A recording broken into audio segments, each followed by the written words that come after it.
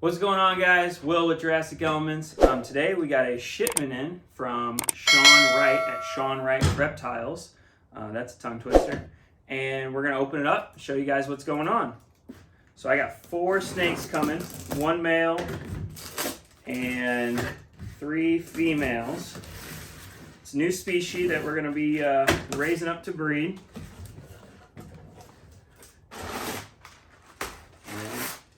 In this box, we have 4 deli cup containers.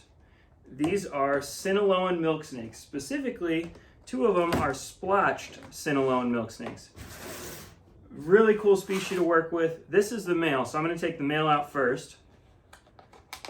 Hi, buddy. I know. He is really cool. I don't know if you guys can see that, but this is what a splotched Sinaloan milk snake looks like. A lot of dots. They also call them bullseyes, the way this pattern is, genetically bred. Very cool species that he's been producing now for I think 2 or 3 years. And I had to have some. We talked about it. He is the guy that also sold us these berms. He's the one that raised these guys up that are behind me in this cage. Just the ones in this cage. The ones in the house are raised ups of my own. But yeah, so this is the male splotched Sinaloan milk snake. He's actually really calm right now. I was assuming that these guys were going to be kind of crazy, a little cantankerous, might be flighty, bitey, might even poop or musk, but he is kind of chilling. So that is the male splotched Sinaloan milk snake.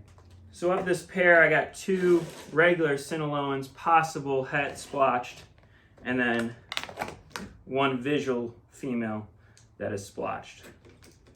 Oh, you're fine, you're fine, you're fine, you're fine. This is the female.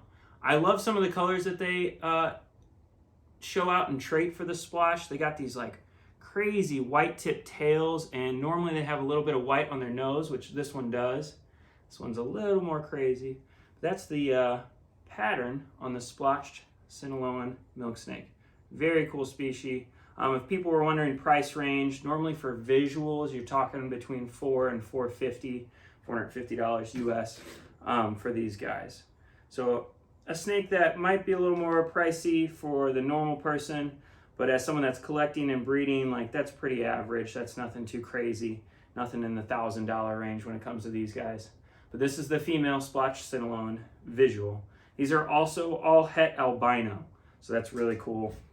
That'll be awesome in the next probably 3 years before we breed these guys. Just make sure that they're fully up to size. So those are the visuals, and then I have 2 non-visual Sinaloans that are not visually splotched. So this is what you would normally see as a Sinaloan milk snake. Got that nice thick black head, has a small band on its head, and yeah, it's really cool. Very cool, very cool. So these are possible het splotched, 100% het albino. And then we have 1 more non-visual splotch female. Very, very cool as she comes out on her own, off the rip, ready to go. Very cool snake. It'll be cool to see which ones prove out. And then once they prove out, you know, being splotched or not, I'll make sure that after they lay and they hatch, that I mark that so I know which one of the 2, if not both, if I'm lucky, is actually het for the splotched, or what people sometimes refer to as the bullseye Sinaloan milk snake. Very, very cool species. So that is what the normal visual looking snake is. All right, so this is more of a close-up of those snakes so you guys can see. I'm gonna pull, this is the female visual bullseye, aka splotched Sinaloan milk snake.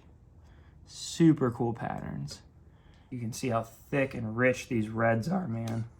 These reds on the side of this animal is awesome.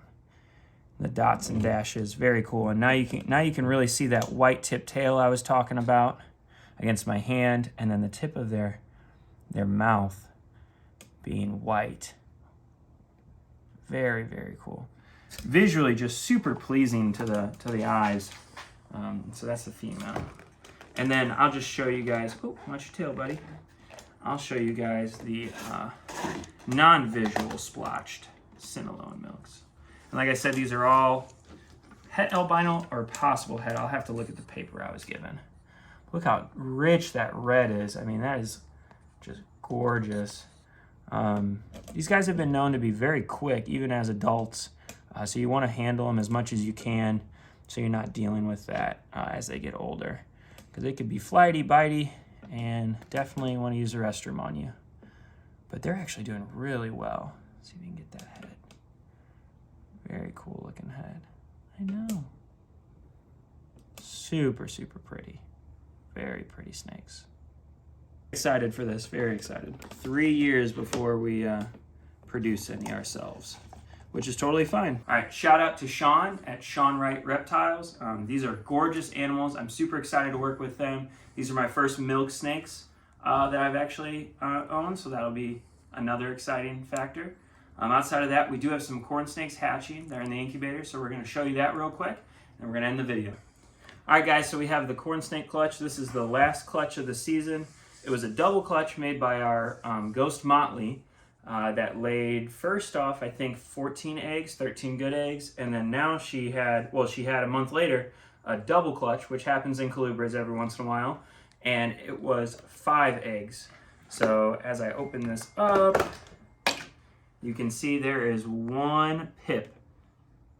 Not all 5, but 1. So this one's gonna be coming out here soon. It's actually got a few different cuts. I might be able to open this one up. These scissors are clean.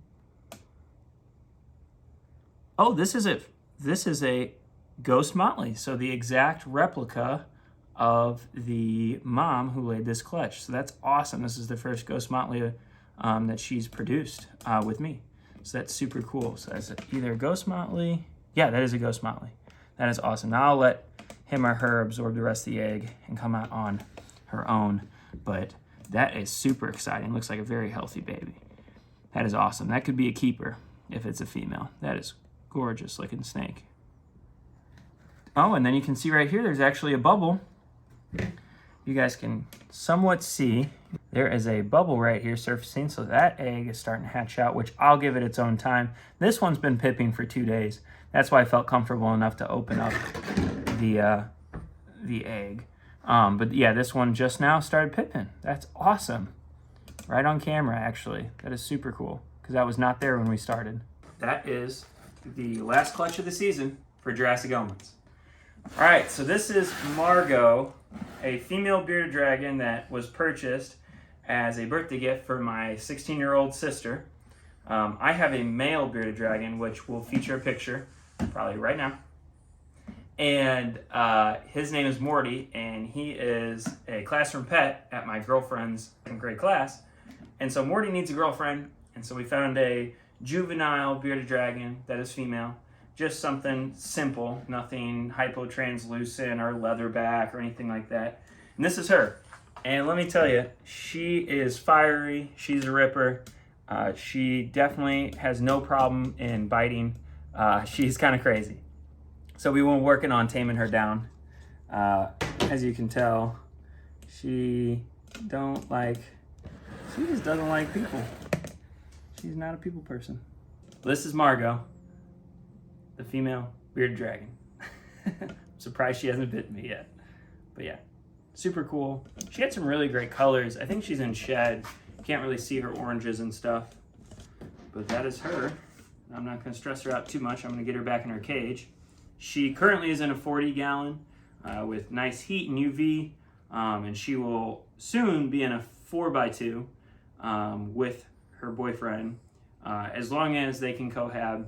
If I feel like they can't and the male is really hurting her later down the line, as when she's an adult full size, then they probably won't cohabitate, but I'll definitely be putting them together for breeding season. And that's something I'll just find out when that time comes. We probably have about another year to a year and a half before I even get concerned with the breeding process.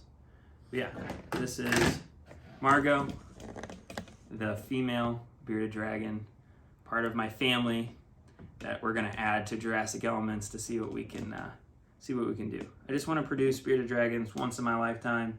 I think they're cute little lizards. Just to produce any lizard, honestly, like I produce African fat tails, and those are cool. But bearded dragons just hold near and dear to me. The male that we have is awesome. Obviously, he's in a classroom, so he has to be super handleable. So I'm excited to tame this little girl down, and she will tame out as she gets older and bigger. So. All right, guys, thanks for tuning in. Make sure to like and subscribe. For those of you that aren't, we're trying to hit a goal of 500 subscribers by December. So we'll see if that hits. I think right now we're at like 250 something. It's been fun though. We're going to keep pushing out videos every week. Comment what you thought was the coolest between showing off Margo, our corn snakes, and the newest additions from Shawn Wright at Shawn Wright's Reptiles.